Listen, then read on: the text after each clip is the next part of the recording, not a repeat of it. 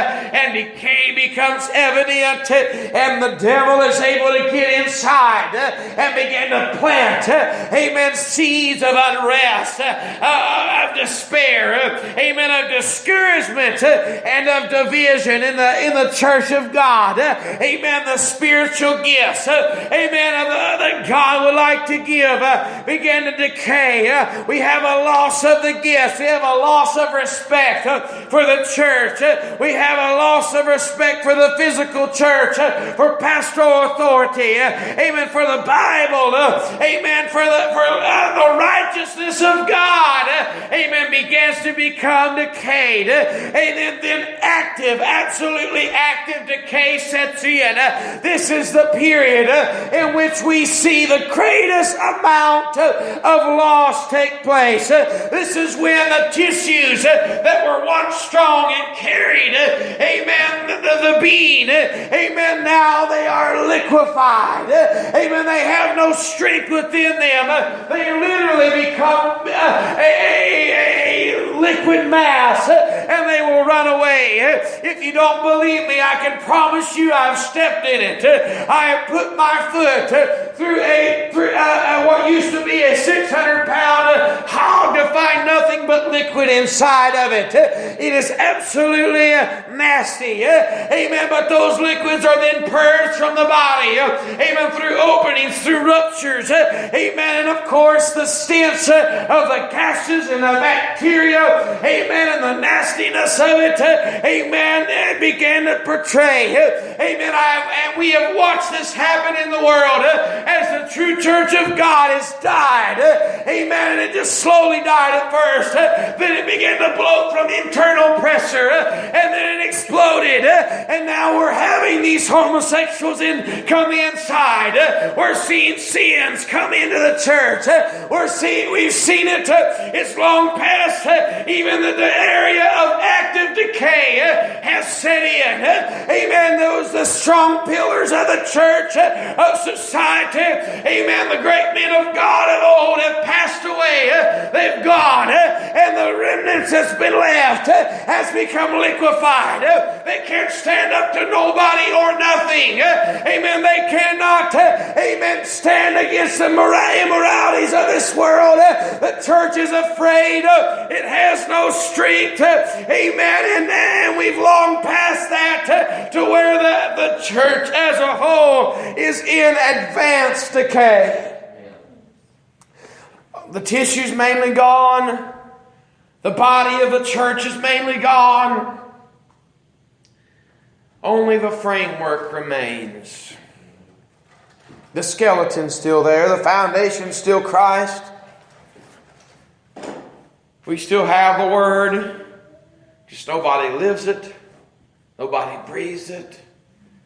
Nobody really believes it. In the stage of advanced decay, there's much less material. There's just a little bit of meat left. Just a little bit here and there. There's not much. And it decays slower because there's not as much surface for bacteria and flies to eat on and insects. And at this point, this dead body has shed so much that everything around it, the vegetation around it, depending on the size of the animal, is dead. It'll kill the vegetation through all that. The vegetation can't stand it. And we've seen that. We've seen that in this world. The church died. It raised such a stink that the world hates the church. The world hates the true church of God. And you'll hear it over and over and over again. Well, why don't you go to church? Well, I was hurt. I used to go to that church, and I'm just going to call one instance. I'm not trying to make a stink at all. I was going there, but then the pastor backslid. He had a nasty divorce, and he preached against that. We preached that marriages ought to be between one person or two people for the rest of their life. He went into all that stuff that he always said was wrong. I had one lady I was inviting to church one day, she looked at me and said, you know what, I said, you don't want to know why I'm a Catholic? I said, well, tell me.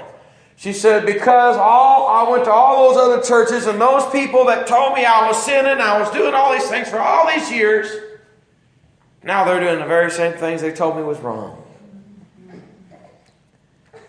The world doesn't want to go to church because the church is just like the world. Why should they go? Well, it's hard to get people. It is hard. It's because the church died and it shed its putrid decay. And now we're even past advanced decay in a lot of ways. We're just in the place of dry remains. Nothing but skin and bones left. A little bit of hair. I remember, just for instance, I don't want to be too gross, but I do want to. We worked at, I worked at the hog farm. We had those little bodies decay a lot faster than big bodies do, and I remember, we would after the sows would give birth, and then we'd raise them to the point of about a month old, 4 weeks. And by that time, generally they're 10 to 20 pounds. Some of them larger, but generally 10 to 20 pounds. 15 pounds is about the average size. But we'd ship all those hogs off and ship out 12 to 1,400 little 10 to 20 pound pigs, and then we'd take all those sows and we'd route them back into the regular barn to start healing and go through their cycle to where they were ready to give birth again. And so when we had to clean, and inevitably, even though the sow crates are set up to where they're not, where it's very much less likely that they're going to step on one of the young and kill them, or whether they're going to roll over on them, but inevitably it happens. And so we go through and we'd have to pick up the dead, put them in a bag or carry them out, however you wanted to do it, throw them in a cart. And sometimes they would be one get shoved up underneath a feed trough or something where you wouldn't see it. And so when you go around the pen, you reach down in there and there's a little pig in there. You reach down underneath that feed trough, and I remember one day I stuck my hand down, and all I felt like I could get a hold of was his head. I grabbed hold of his head and I squeezed, and it just gave in. Brains in my hands, okay? Gross, right? I was like, oh. Well, then I had to fish it out, and it was so rotten it would just come out in pieces. And I look at that, I remember that, and I look at the way the world has tried the church. And we're talking about church as a whole, and I'm sure some have felt this way at this church over the years, but they reach in to taste and see that the Lord is good, and all they get is a handful of yucky remains. I've tried to preach a message soon after I started preaching called it Zoning Up for Zion. I'm preaching a little long because we didn't have Sunday school here this morning, but I'm just going to add 5 minutes or so.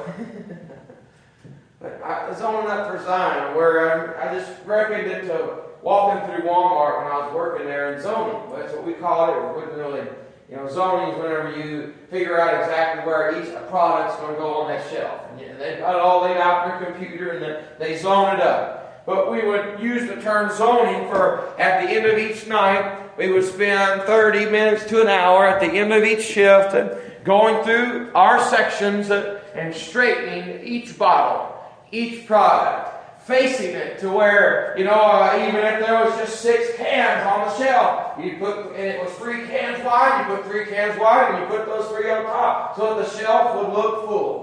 The goal, you pulled all the product to the front of the shelf. If it was stackable to make the shelf look full, you stacked it, and we called it zoning. We needed to, because every morning the manager would come in. The first thing he'd do, walk up and down the aisles, make sure everything was straight, make sure everything was stacked, make sure everything was faced, so that when somebody walked through the store, it was appealing, and they wanted to grab it. But they didn't want them shelves to look empty. They wanted them to look full. And so I just tried to preach a little message, owning up for Zion. Get your life straightened up, basically. Because Christ, just like He walked through the center of the candlesticks in Revelation, if He walks in your life this morning, what is He going to find? What is He going to see? Is He going to see all the important things shoved to the back? Or is He going to see Christ on display in your life? Is He going to see Christ on display, for the world to come and say, you know what, I need some peace. That guy's got some peace. I want to ask him where he got his peace at. Amen. What are they going to find? What are they going to see? I'm afraid that the world looks at the church and they see empty shells. They taste and see only to find nothing but remains. Nothing but a dim display. A dim piece of what used to be. It's time we allow the Lord to come in, and just as He built His church in the beginning, we need to allow Him to build His church in us from the ground up, recreated, if you will. Amen. Ezekiel, can these bones live? I don't know what Ezekiel saw, but what I see this morning is, I even brought a prop. It's just mine. I think of a desert. Remember, you see those cow heads, and the pictures, in the desert, they've been dried and bleached by the sun. Ezekiel, can these bones live? I'm scratching it up. Sorry. Give me that. Wait a second, God. There's nothing left but bone. If these bones here were to live, we'd have to what? Start with tissues and ligaments and blood. You got to have veins, and you got to have blood, and you got to have skin, and probably got to have fur, and organs, and these noses that these deer have are just so sensitive, and it's not just like throwing a piece of tissue on the front of their face, That takes some recreation and eyeballs, so he looks out and he sees a valley of dry bones. Ezekiel, can these bones live? That's what I feel like we see when we look outside in the USA. We see a church, but all it is a skeleton of what it used to be. Apostolics can claim it all they want. They can claim, well, we're just like the apostles. Apostolic doctrine, But all you see is a skeleton. Can these bones live? Well, Lord, that's what we... Even though we don't necessarily think of it when we read Ezekiel, and we say, they had to have this, they had... When we look out at the world, and we believe in revival, and we pray for revival, and we want to see God save people, and we want to see things turned around, like it or not, when we look out in the world and we see the insurmountable task that we were talking about earlier, we don't just... We see things differently than when we read Ezekiel. Now, they say, what can these dry bones? We don't even think about it. We just think about bones coming together, and boom, it's all together, right? The Lord speaks it, and suddenly there's flesh. Right?